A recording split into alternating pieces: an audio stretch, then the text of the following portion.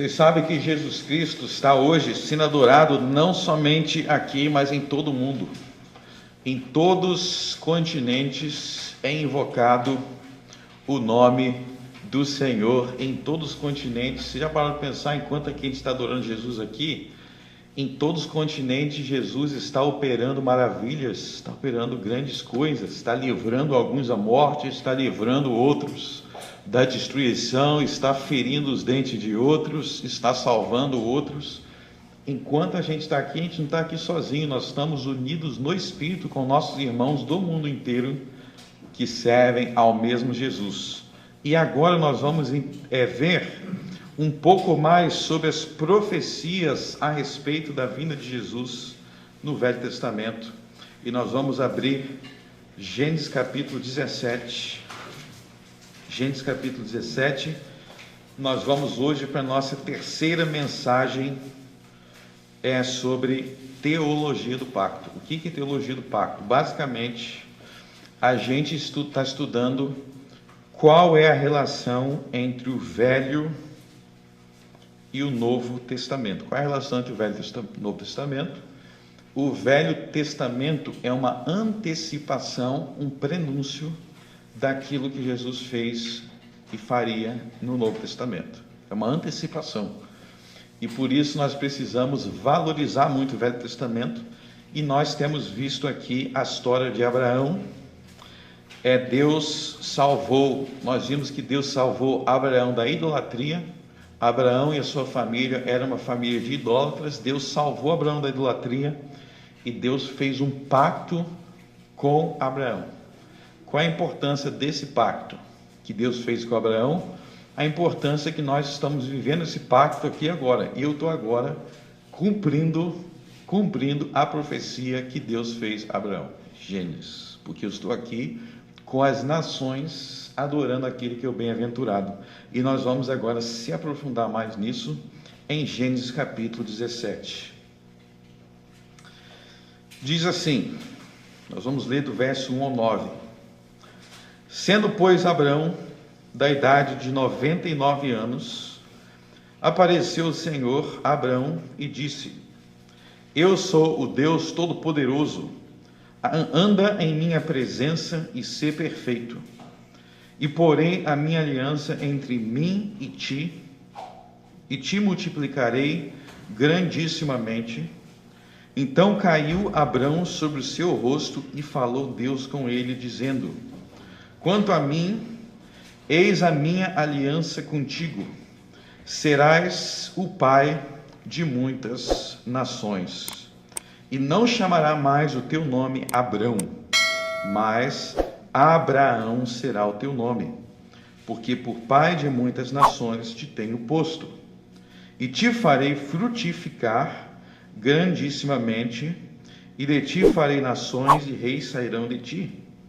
E estabelecerei a minha aliança entre mim e ti, e a tua descendência depois de ti, em suas gerações, por aliança perpétua, para te ser a ti por Deus, e a tua descendência depois de ti. E te darei a ti e a tua descendência depois de ti a terra das tuas peregrinações, toda a terra de Canaã, em perpétua possessão, e ser-lhe-eis o seu Deus. Disse mais Deus a Abraão: Tu, porém, guardarás a minha aliança, tu e a tua descendência depois de ti, nas suas gerações. Até aí. Amém. Ok, meus irmãos, fiquem abertos nesse texto. Este é o texto que nós vamos explorar no dia de hoje. Em primeiro lugar, sendo, pois, Abrão da idade de 99 anos. Nós vimos que desde o tempo de Noé, estava progressivamente diminuindo a idade das pessoas que haviam na terra. E no tempo de Abraão, a idade era quase tão curta quanto a nossa, mas ainda era um pouco mais, a maioria das pessoas ainda era um pouco mais do que nos nossos dias, mas era uma idade muito mais curta do que séculos antes dele. E nós vimos que essa idade, então, fazia com que algumas das promessas que Deus fez a Abraão soassem como estranhas ou absurdas. Essa semana eu estava vendo um vídeo de um homem lá dos Estados Unidos que lutou na Segunda Guerra Mundial. Ele lutou na Segunda Guerra Mundial e ele morreu com 112 anos. E até o dia da morte dele, ele frequentava a igreja todo domingo. Era um homem, você vê assim, para 112 anos, forte, porque o cara dirigia, até 112 anos, dirigia um carro, dirigia normalmente, tinha carteira. Ele fala até em entrevista: não, estou prestes a renovar minha carteira, que não pode ultrapassar. Era um homem assim forte, ele era negro, e ele dizia: não, todo domingo eu estou na igreja fielmente. Quem te leva? Não, eu que vou. Eu que vou. Ele fala assim: antigamente é eu e minha mulher, ela já morreu há muito tempo. 112 anos ele morreu, e ele lembrava de como que ele combatia na guerra. Tem até um vídeo mais longo dele, que ele orava ao Senhor para combater. Muito interessante a história dele. Então, na verdade, ainda existe hoje pessoas que chegam mais de 100 anos, existe, tá? Mas não é o normal, mas ainda existe. E muitos servem a Deus, muitos são servos de Deus, como esse cara que eu vi. E aí vocês vão ver aí o nome Abrão, ok? Eu já expliquei para você que posteriormente Deus muda o nome dele. Você vê a mudança aí no verso 5, Deus muda o nome dele para Abraão. Abraão. Mas o que eu quero focar aqui com vocês é que Deus está fazendo uma aliança com Abraão, e nesta aliança com Abraão, ele faz promessas a Abraão. E aí eu quero que vocês saibam que a palavra aqui, aliança, tem o mesmo significado de pacto. Então tem 3 palavrinhas, vocês têm que lembrar que é sinônimo: aliança, pacto, testamento. Então, Velho e Novo Testamento, Velho e Novo Pacto, Velho e Novo Aliança, é a mesma coisa. Então aqui Deus faz um pacto com Abraão, e a palavra pacto, aliança ou testamento indica um acordo. Ou seja, Deus está entrando em um acordo.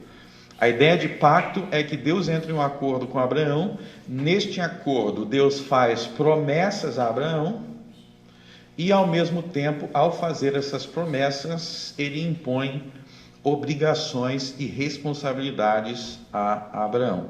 E nós vamos explorar aqui que todas as promessas da Bíblia, tudo que Jesus fez, tudo que Deus realiza na Bíblia, tudo que Deus faz por nós, toda a nossa salvação está incluída nesta promessa que Deus fez para Abraão. Tudo o que Deus faz por nós na Bíblia foi brevemente resumido nesse capítulo. Então, este capítulo aqui, as promessas que Deus faz nesse capítulo, ela é reafirmada e repetida diversas vezes, de Gênesis até Apocalipse, sem exagero. No último livro da Bíblia, nos últimos capítulos, termina a Bíblia, Deus confirmando, dizendo: viu, eu cumpri o que eu prometi para Abraão. É assim que termina a Bíblia, Deus cumprindo o que ele prometeu para Abraão. Mas só para vocês terem uma ideia disso, de como que a Bíblia apresenta as coisas dessa forma, abram em Romanos capítulo 15. Abram em Romanos capítulo 15.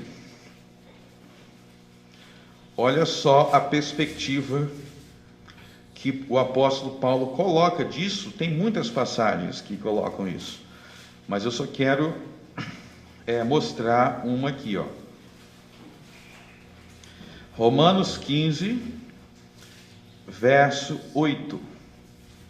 Paulo diz, ó: digo, pois, que Jesus Cristo foi ministro da circuncisão por causa da verdade de Deus, para confirmar as promessas feitas aos pais.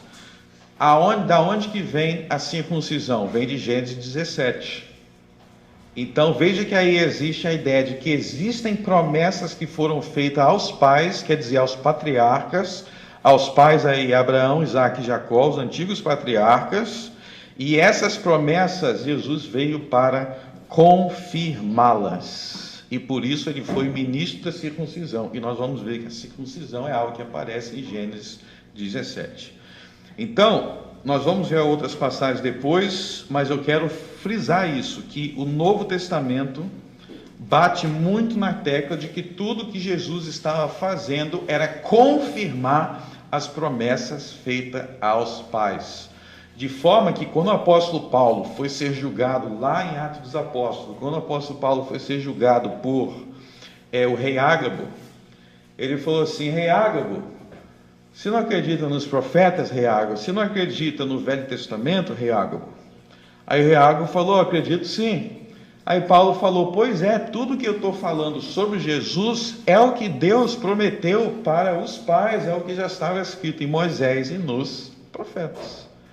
Então nós vemos a importância de entender essas promessas, porque quando a gente estuda essas promessas que Deus fez aos pais, a Abraão, nós estamos estudando o que Deus cumpre em nossas vidas. Então não estou falando algo aqui antigo, ultrapassado, eu estou falando para você o que é que Jesus Cristo veio fazer no mundo. Então vamos ver qual é a promessa que Deus fez para Abraão.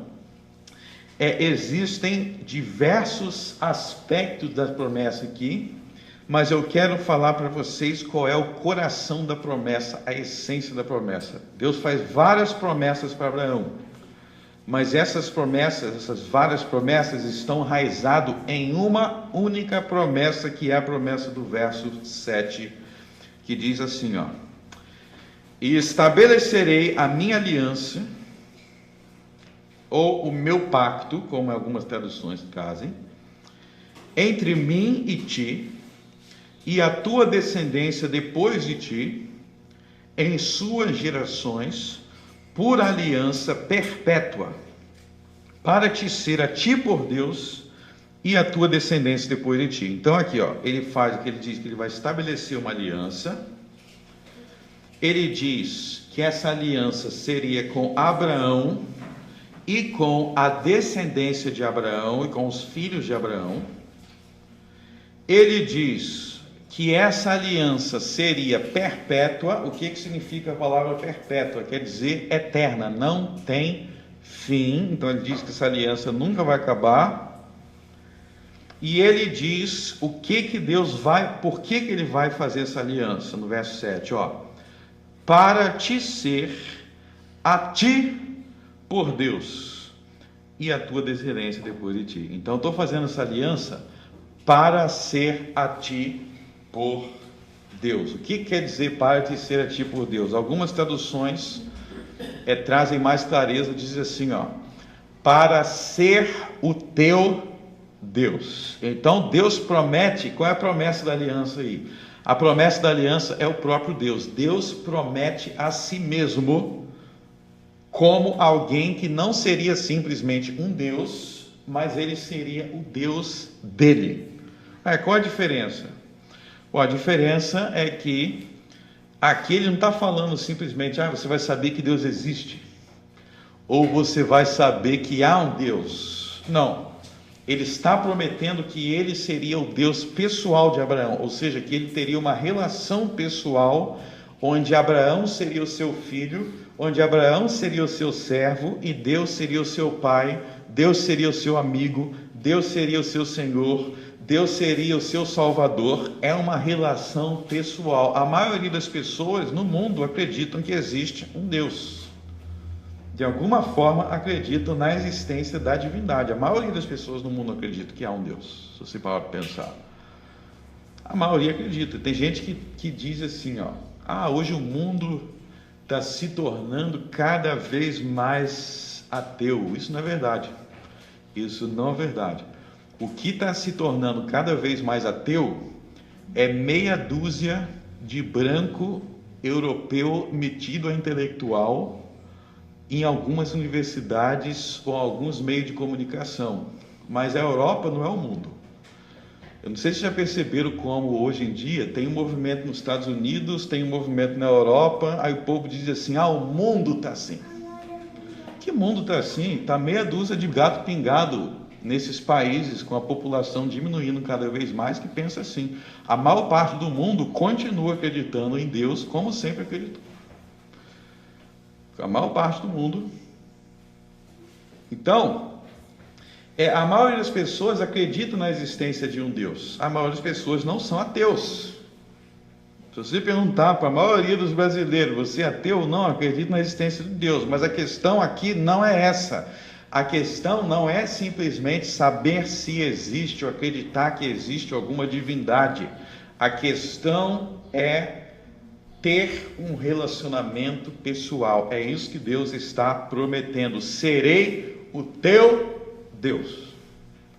E essa promessa de Gênesis 17:7, nunca se esqueça desse verso, porque essa promessa de Gênesis 17:7 é a promessa central da Bíblia. Todas as outras promessas que Deus faz na Bíblia é derivada dessa. Todas as outras promessas da Bíblia é simplesmente uma explicação, um esclarecimento, um aprofundamento do que significa Deus ser o nosso Deus. É só isso. Eu vou mostrar para vocês como é que Deus repete. Isso aqui é literalmente milhares de vezes é repetido na Bíblia. Nos dois testamentos. Mas vamos abrir aí, por exemplo, em Êxodo.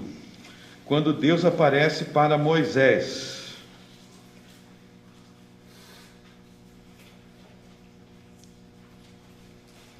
Quando Deus aparece para Moisés, olha só como ele se apresenta para Moisés. Êxodo capítulo 3.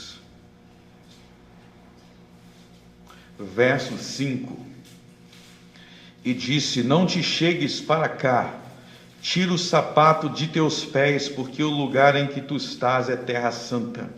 Disse mais, presta atenção agora, ó.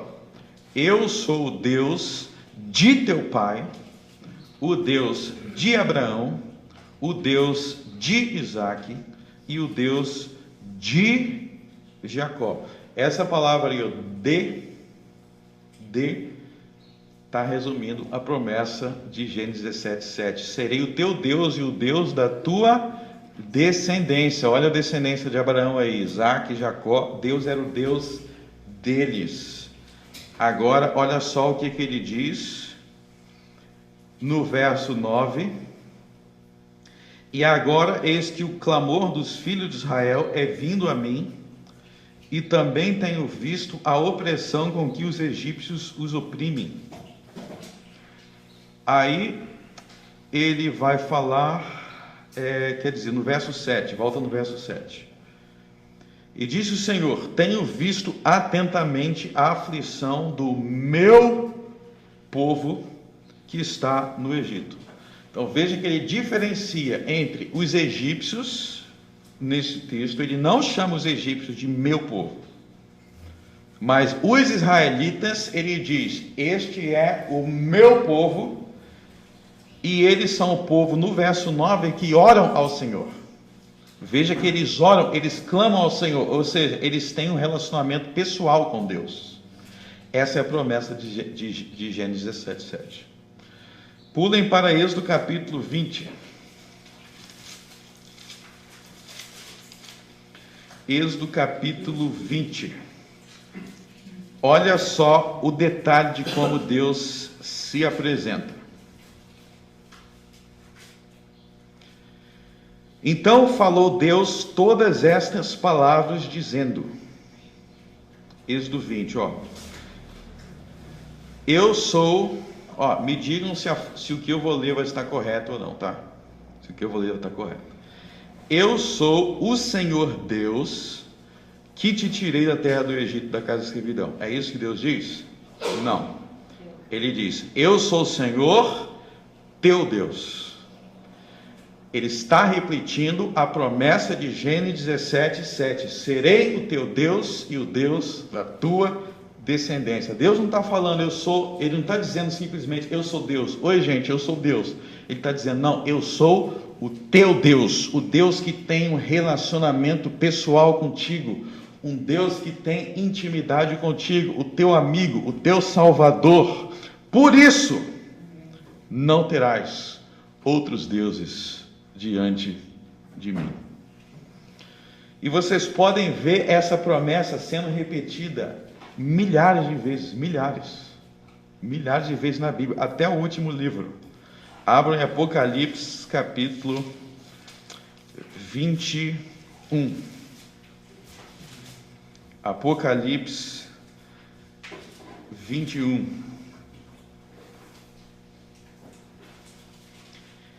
E vi um novo céu e uma nova terra, porque já o primeiro céu e a primeira terra passaram e o mar já não existe. Agora, olha só no verso 3, ó. E ouvi uma grande voz do céu que dizia: eis aqui o tabernáculo de Deus está com os homens, pois com eles habitará, e eles serão o seu povo, o mesmo Deus estará com eles, e será o seu Deus. Então aí ele está repetindo a promessa de Gênesis 17:7. Ele vai ser o seu povo. Qual é a maior maravilha da eternidade? Qual é a maior glória da eternidade? É que vai ter rua de ouro? Não, não é que vai ter rua de ouro, mas que o nosso Deus estará conosco. Deus é a maior recompensa, Deus é o maior galardão, Deus é a maior promessa. Ele ser o nosso Deus. Todas as outras coisas, seja de ruim ou seja de bom, está diretamente ligado para isso. Se você não tiver Deus, vai ter coisa ruim. Se tiver Deus, vai ter as outras bênçãos. Por isso que quem fala de bênção, vamos falar de bênção. Se a maior bênção não for Deus, você não faz ideia do que está falando. A bênção, a maior bênção do pacto de Abraão, de Deus com Abraão, é o próprio Deus. E aí pode voltar para Gênesis 17:7. A gente vai ver que todo o resto que a Bíblia explica do que Deus faz conosco, isso é derivado disso. Por exemplo, por que Jesus morreu na cruz? Por que Jesus morreu na cruz? Para dar um exemplo de uma boa causa? Não, Jesus morreu na cruz para nos reconciliar com Deus. E por que ele tinha que nos reconciliar com Deus? Para cumprir a promessa de Gênesis 17:7, para que Deus fosse o nosso Deus. Para que Jesus instituiu a ceia do Senhor? Para simbolizar e selar a nossa reconciliação com Ele, ou seja, remete a Gênesis 17:7. Para que Jesus disse: ide e ensinai as nações pregando o Evangelho? Para que os homens recebam a bênção de Gênesis 17:7. Tudo que você falar sobre o Evangelho, sobre obediência, sobre fé, sobre graça, sobre misericórdia, está resumido em Gênesis 17:7. Então, Gênesis 17:7 resume todas as promessas, todas as bênçãos, todo o Evangelho, tudo está resumido neste verso.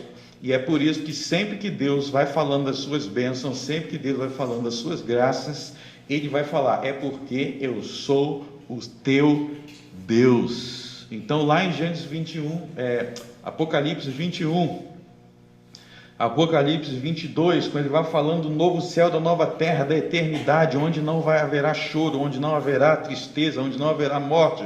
Por que todas essas bênçãos? Acabou a tristeza, acabou a morte, acabou o sofrimento. Por quê? Porque Ele é o nosso Deus e Ele estará conosco. Então, Deus é o Evangelho. Deus é a boa notícia. Todas as outras bênçãos são derivadas dessa bênção. Então, Deus não somente resgatou Abraão da idolatria, mas Ele prometeu a si mesmo como o grande galardão de Abraão, de sua descendência. Então, vamos refletir um pouco no que isso implica. Se Deus promete aqui que Ele seria o Deus de Abraão, olha só que preposição maravilhosa, o Deus de. Ele é o meu Deus, o meu Deus. O que isso implica? Isso implica duas bênçãos principais. Então, dentro dessa bênção maior, de que Deus seria o nosso Deus, existem duas bênçãos principais que estão embutidas nisso. Então, sempre que a gente falar de bênção na Bíblia, deixa eu usar uma analogia para vocês entenderem, tá? Pensa que existe, lá no seu computador, tem uma pasta, né? Todo mundo aqui usa computador, Windows, tem a pastinha, né? Quando você clica na pastinha, tem mais 3 pastinhas. Aí quando você clica na primeira, tem mais 10, não é assim o computador? Uma pasta dentro da outra. Então, as bênçãos de Deus, as promessas de Deus, imagine como uma promessa, ela contém outras dentro dela. É assim que funciona, é como se fosse uma pasta dentro da outra. Então, Deus ser o nosso Deus, essa é a primeira pasta. Essa é a maior bênção. Mas aí, se a gente entrar e analisar essa bênção mais de perto, a gente vai ver outras bênçãos que fazem parte disso. A primeira que a gente deve pensar é a bênção, uma mesma bênção que a Bíblia trata com 2 termos. Quais são os 2 termos? Adoção e casamento. Adoção e casamento. Então, dentro da bênção de Deus ser nosso Deus, existe a bênção da adoção e do casamento. Como assim adoção e casamento? São 2 figuras de linguagem que a Bíblia usa para falar do relacionamento de Deus conosco. Deus, como Pai, Ele nos adota. Então, como Pai, nós somos filhos adotivos de Deus, ou seja, Deus nos trata como Pai. O Evangelho de João fala sobre isso, nós acabamos de ler. Todos aqueles que creram em Jesus, deu-lhes o poder de serem feitos filhos de Deus. A gente dá um zoom, Deus nos adotou como filhos. Então Deus compara a nossa relação com Deus com uma relação de pai e filho. E também compara com uma relação de casamento. Como assim relação de casamento? É a ideia de que nós, como povo, somos casados com Deus como um marido. Nenhuma das relações é literal, mas a Bíblia usa comparações de realidades naturais que nós conhecemos para ilustrar a relação que nós estamos com Ele. Então, nós, como povo, somos filhos de Deus Pai, e nós somos coletivamente a noiva de Deus, o Filho Jesus Cristo. E a gente vê isso lá no Apocalipse, quando a igreja é apresentada como a noiva. O anjo diz: vem, eu vou te mostrar a noiva. Então são várias ilustrações que a Bíblia vai usar para dizer como que é esse amor de Deus por nós. É um amor de um pai por um filho, é um amor de um marido pela sua esposa. É assim que a Bíblia usa para descrever. Então a primeira bênção podemos resumir aí: adoção. A segunda bênção da aliança é a justificação. A justificação. Então, além de nos adotar como filho, adoção, Deus nos justifica. E vocês vão ler sobre isso em Atos dos Apóstolos. Abrem Atos dos Apóstolos, capítulo 3.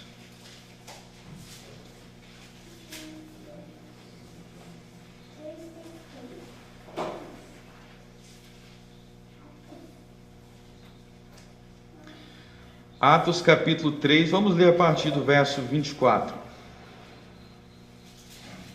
Sim, e todos os profetas, desde Samuel, todos quantos depois falaram, também predisseram estes dias.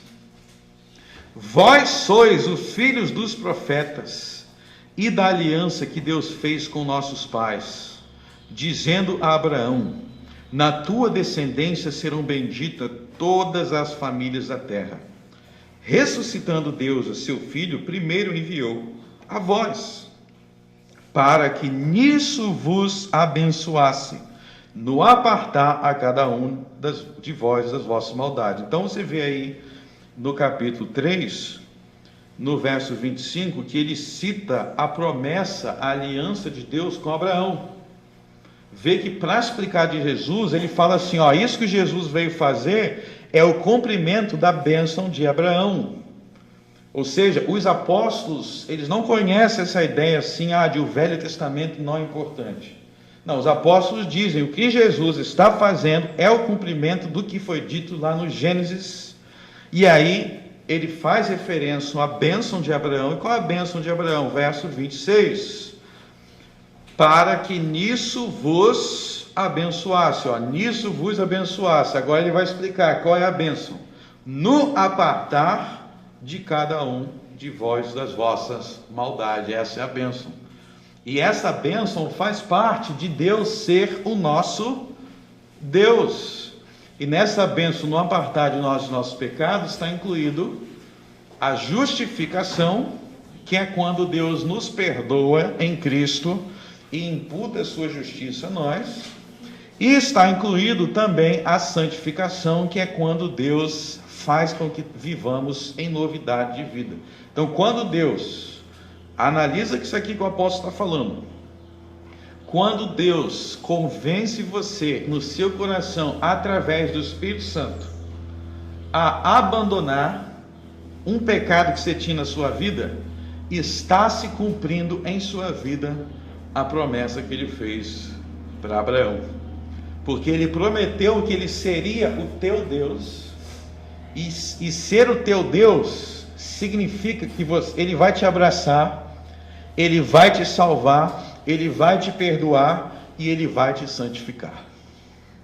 Essa é a bênção de Abraão, olhando com mais detalhes. É isso que o apóstolo explicou. Você quer ver outro exemplo que o apóstolo Paulo explica isso? Aí o apóstolo Pedro explicando. Agora vamos ver o apóstolo Paulo em Gálatas. Gálatas capítulo 3.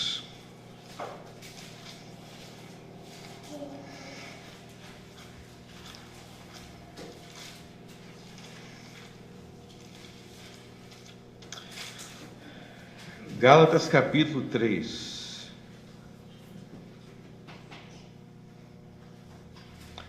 Verso 13 e 14. Gálatas 3, versos 13 e 14. Cristo nos resgatou da maldição da lei, fazendo-se maldição por nós, porque está escrito: maldito todo aquele que for pendurado no madeiro, para que a bênção de Abraão chegasse aos gentios por Jesus Cristo, e para que pela fé nós recebêssemos a promessa do Espírito. Então veja aqui, Cristo nos resgatou da maldição da lei. O que quer dizer isso? Cristo nos resgatou da maldição da lei. Não quer dizer que a lei é maldita. A maldição da lei significa o seguinte: Deus disse: não dirás falso testemunho. Se você disser falso testemunho, se você mentir, você está quebrando a lei, o 9º mandamento. E ao quebrar a lei, o 9º mandamento, a lei tem uma pena contra você. Você merece a maldição. Então, a violação da lei nos faz malditos, condenados, porque nos mostra como pecadores. Cristo nos resgatou da maldição da lei, no sentido de que Cristo nos resgatou, nos salvou desta penalidade que a lei tinha para nós. Quando nós quebramos a lei, tem a pena, que é a pena eterna, a morte. O salário do pecado é a morte. Essa é a maldição que a lei traz contra aqueles que pecam.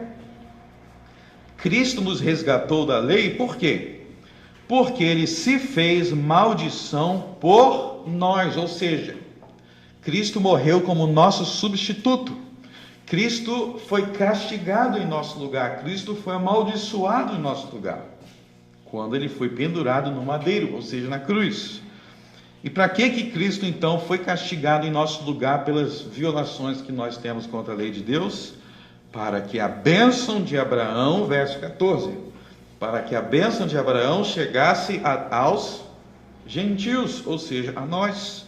Então veja que ao explicar o que Jesus fez na cruz para nos perdoar por termos violado as leis de Deus, ele explica o que Jesus fez na cruz como cumprimento da aliança e da promessa de Abraão, e você vê que essa promessa inclui até mesmo o Espírito Santo. Então, quando Deus enviou o Espírito Santo aos nossos corações, ele estava cumprindo a promessa: serei o teu Deus. Então, a carta aos Gálatas, se vocês lerem a carta aos Gálatas inteira, se você for resumir, o que é a carta aos Gálatas? Resposta: teologia do pacto. Porque o objetivo da carta aos Gálatas é explicar a relação entre a promessa abrâmica, o pacto abrâmico, o pacto de Moisés e o novo pacto de Jesus. Qual é a relação entre os três? A carta aos Gálatas vai explicar as três alianças e dizer a relação é que Jesus é o cumprimento de todas as alianças do Velho Testamento. Então, tudo que Jesus faz, aqui nós vemos justificação, santificação e até mesmo o Espírito Santo sendo enviado aos nossos corações. Volte lá. Então, Gênesis 17. Então, aí a ideia é que Deus faz promessas para Abraão. Deus faz promessas a Abraão. O cerne dessas promessas é: serei o teu Deus.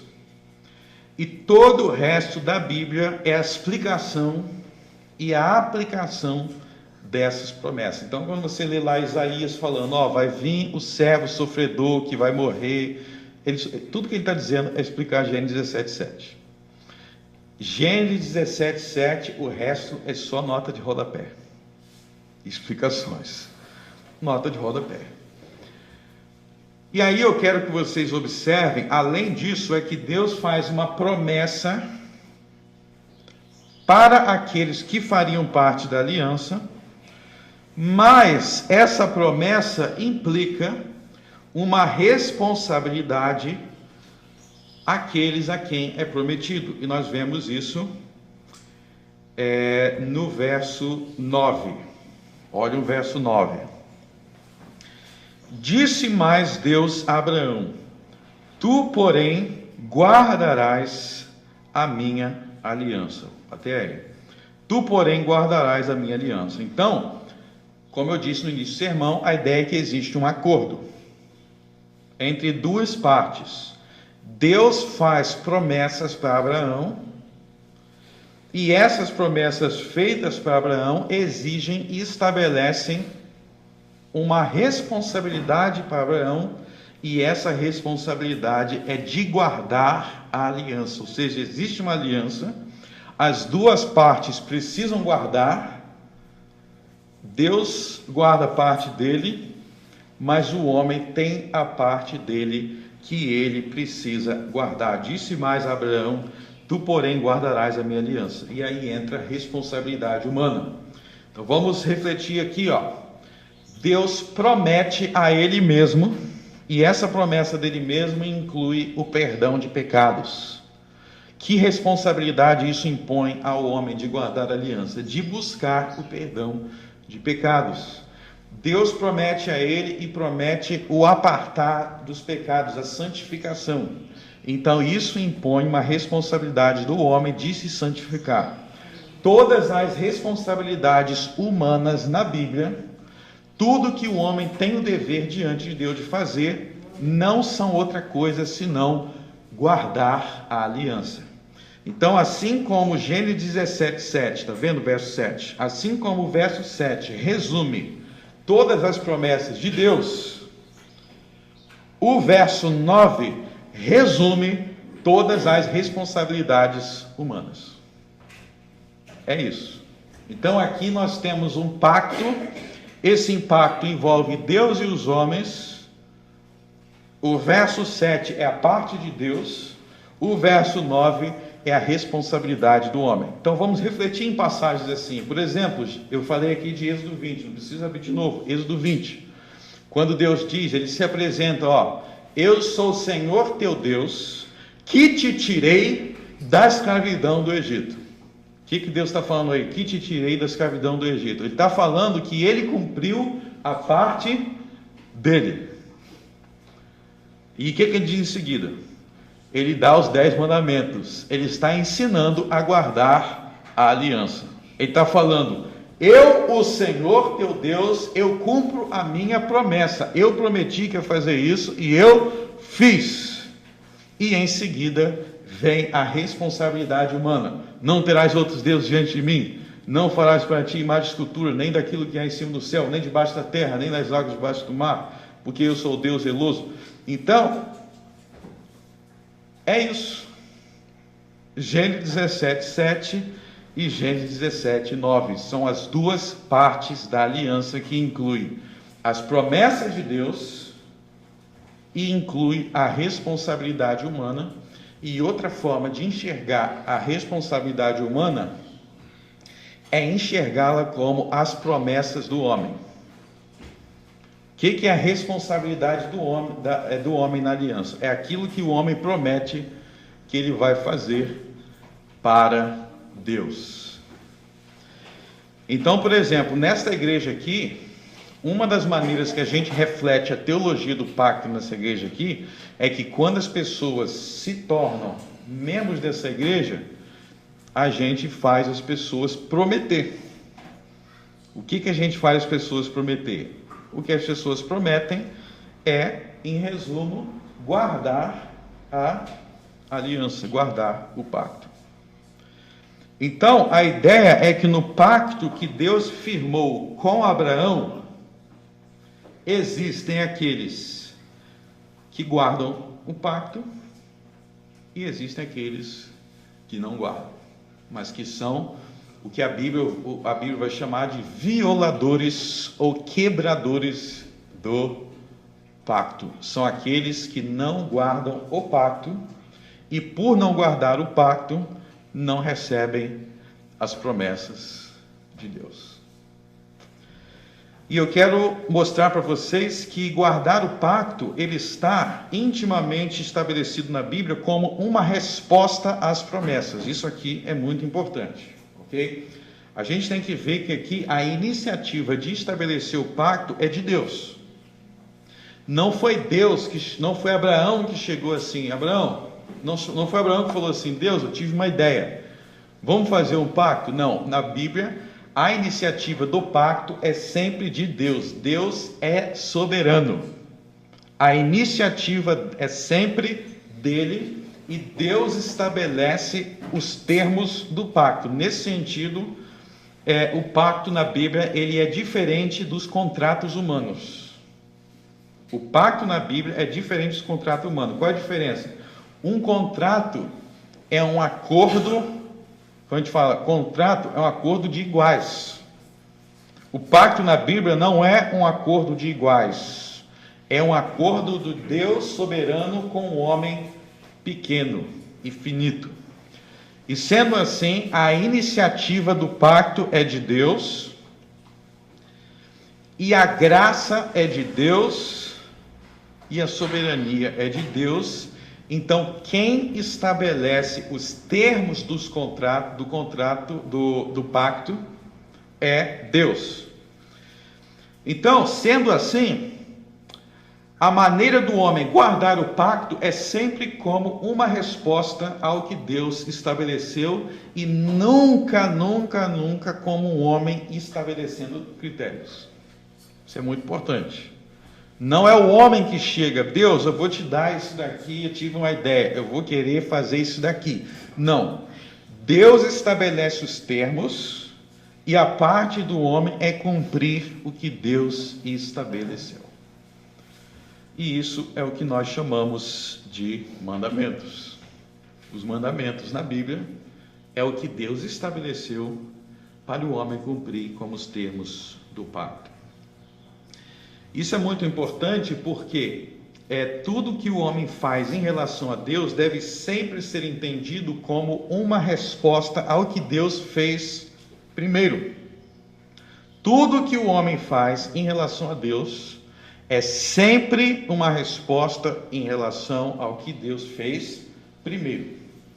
A iniciativa de Deus. Vamos dar alguns exemplos aqui para a gente pensar, né? É quando a gente ora. Vamos orar. Ao orar, o fato de você orar não significa que qualquer oração que você faça será aceita por Deus. Eu vou orar, eu orei do meu jeito. pior coisa que você tem que fazer é dizer que você vai orar do seu jeito. Por quê? Porque a oração não é algo que nós inventamos, a oração é algo que Deus ordenou como parte do seu pacto. A oração foi ordenada por Deus como meio de buscar a Deus. Logo, quando eu estou orando, eu não estou fazendo algo que eu inventei, mas eu estou fazendo algo que Deus mandou fazer. E se é algo que Deus mandou fazer, eu tenho que fazer do jeito que Ele mandou. Então, eu não posso orar por qualquer coisa. Eu tenho que orar pelas coisas que Deus mandou eu orar. Eu tenho que orar pelas coisas que Deus mandou orar, porque ao orar eu estou guardando a aliança, e guardar a aliança significa responder ao que Deus mandou. É responder ao que Deus mandou. Então vamos refletir aqui coisas específicas. E por que eu tenho batido tanto na tecla nessa igreja sobre aprender a orar o que a Bíblia manda orar? Vamos lá, eu vou orar para que Deus me dê um emprego. Alguém aqui está desempregado, vamos orar para Deus dar emprego. Isso está correto ou está errado? Está correto. Mas não está correto simplesmente porque você quis o emprego. Está correto porque Deus mandou orarmos pedindo o pão nosso de cada dia. Deus mandou a gente orar pelo nosso sustento. Logo a gente ora, não porque a gente teve essa ideia maravilhosa, olha só que ideia que eu tive, eu vou orar e Deus vai atender. Não, mas porque Deus em sua aliança revelou que se você fizer isso, você tem que fazer isso para Ele te abençoar. Então, quando a gente vai orar, nós não estamos orando por nossa iniciativa, nós estamos orando como uma resposta a algo que Deus instituiu na sua aliança. E se é uma resposta a algo que Deus instituiu na sua aliança, logo nós temos que orar por tudo o que Deus mandou orar. E eu vou dizer para vocês que isso é um grande desafio. É um grande desafio. Vou te dizer uma coisa aqui, ó. Muita gente erra não pelo que positivamente faz de errado, mas pelo certo que não faz. Tem a diferença? Tem. Por exemplo, imagina que eu chegasse aqui para vocês, no culto. Isso aqui é algo que acontece com muita frequência. Vou dar um exemplo de algo que acontece com muita frequência. Às vezes eu vou conversar com alguém assim, às vezes chega alguém para mim e fala assim, não estou satisfeito com a minha igreja. Às vezes chega alguém, não estou satisfeito com a minha igreja. Eu vou perguntar, por quê? O que está acontecendo lá? O pastor prega alguma heresia, aí a pessoa fala assim, não, ele não prega nada de errado. Eu falo assim, no último sermão, tinha alguma coisa que ele disse que era heresia? Não. A pessoa às vezes vai falar, não. Mas isso não quer dizer que o sermão foi correto. Como assim? Porque ele pode não ter dito nada de errado, mas ele também não disse as coisas que deveria ter dito. Para você errar, não precisa você dizer o errado. Você pode errar porque você não disse o certo. Então, se eu passar aqui 2 anos, ok? Você frequenta a minha igreja por 2 anos.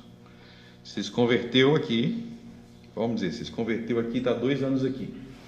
Se eu nunca te ensinei que você tem que orar em nome de Jesus, se eu nunca te ensinei que existe a Trindade Santíssima, eu estou pecando por omissão, porque isso é algo que tem que ser dito para todo novo convertido. Então, mesmo que se eu chegar aqui, vou começar a pregar, e eu fico aqui meia hora dizendo, Deus é amor, Deus é amor, Deus é amor, Deus é amor. Meia hora. Eu estou errado? Sim, eu estou errado. Não pelo que eu disse, mas pelo que eu não disse. Sabia que se pode errar por omissão? Tem muitos pais que erram por omissão. Você xingou seu filho? Não xinguei meu filho. Mas você nunca disse para o seu filho que você amava seu filho. Então, não dizer que ama está omitindo algo que deveria ter sido dito. Não é suficiente dizer, eu não fiz nada de errado. Você tem que ver se você deveria ter feito algo que você não fez. É assim que é. Pregação é assim. A pregação na Bíblia sempre tem que ser sobre tudo que a Bíblia ensina. Eu só prego um assunto só. Tem igreja que é assim, eu só prego só que Deus é amor. Muito bem, Deus é amor. Mas Jesus te mandou, Mateus 28, para ensinar todas as coisas que eu vos ensinei, e não só ensinar uma coisinha só. Todas as coisas que eu vos ensinei. Então, o pecado também é por omissão. Aquilo que você não deveria fazer, você pode pecar quando você faz o que não deveria fazer, mas você pode pecar quando você deixa de fazer o que deveria. E o que isso tem a ver com oração? Porque você pode estar pecando na oração por não orar sobre tudo o que Deus manda orar, por omissão. Você pode estar pecando na oração porque eu posso olhar para a sua oração e falar assim, tudo que você disse na oração está correto. Tá, mas tem outras coisas que deveria estar e não está.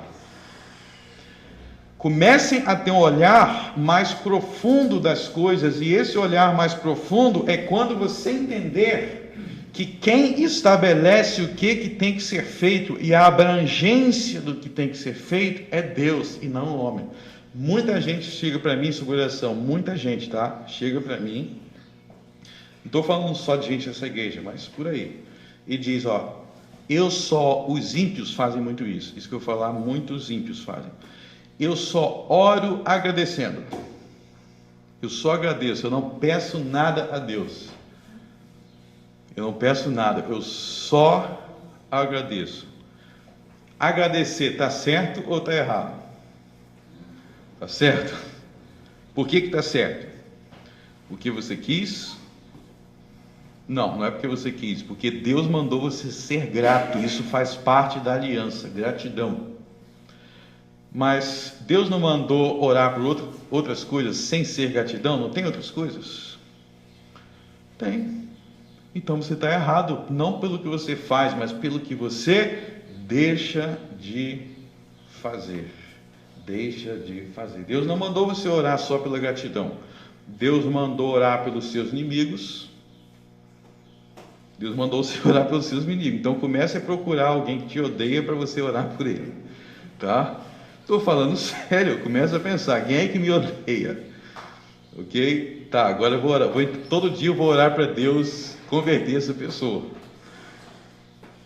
Poxa, é assim? Sim. Deus mandou você orar pelos seus filhos, Deus mandou você orar pelos seus irmãos, Deus mandou orar pela igreja perseguida. Tem um livro todo de oração na Bíblia, 150 orações, livro dos Salmos, para você virar para mim e dizer que você só ora por uma coisa, uma coisinha só agradecendo, não. Então, todas as nossas responsabilidades perante Deus, elas são definidas por Deus. Vocês lembram do povo lá no Egito, no deserto?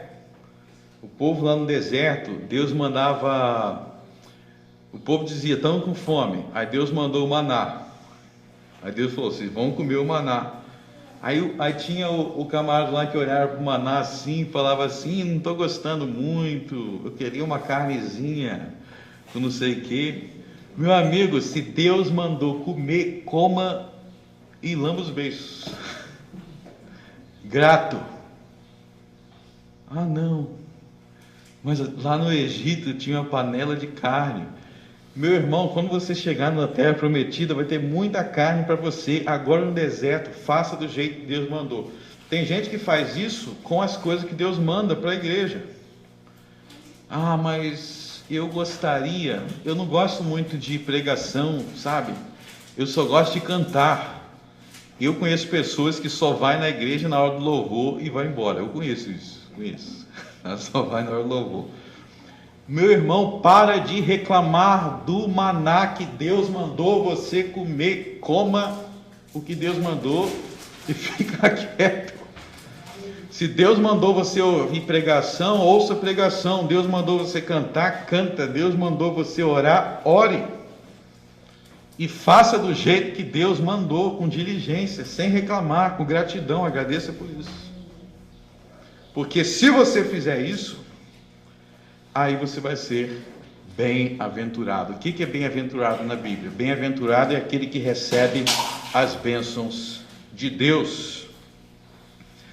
Então aqui nós vemos que a aliança tem duas partes. Tem a promessa de Deus e tem a responsabilidade humana.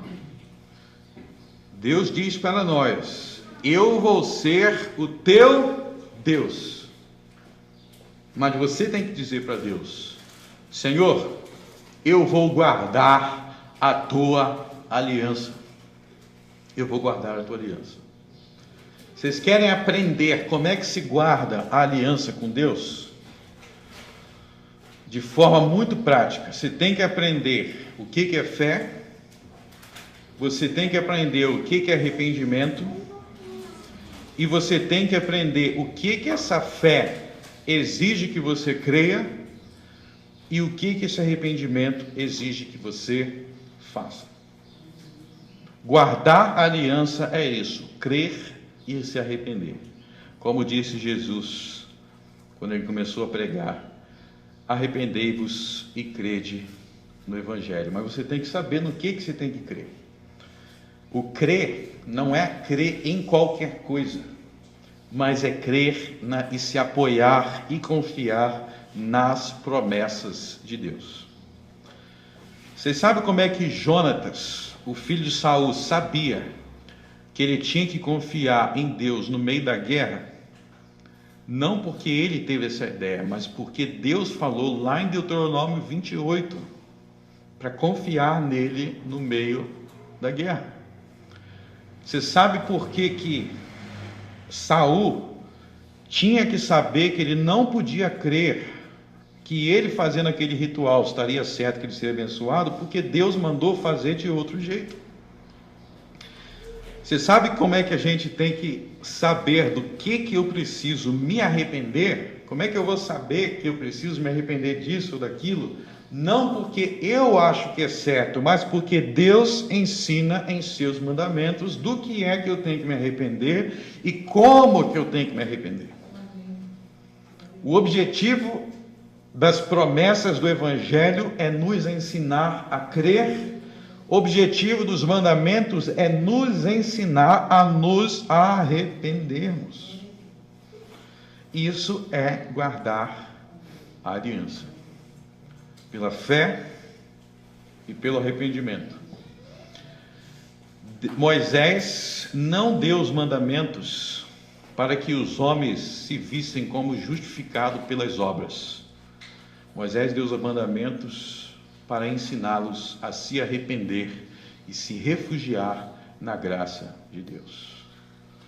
Então, meus irmãos, aprendam não somente quais são as promessas da aliança, mas aprenda a se apropriar dessas promessas, guardando a aliança. Não sejam, meus irmãos, como aqueles que ouvem as promessas e andam para trás. Sejam como aqueles que ouvem as promessas e aguardam. E na semana que vem nós vamos explorar mais que essa promessa não foi feita só para Abraão, mas foi feita para toda a sua família e para todas as famílias da terra, e por isso que nós estamos nela. Vamos orar.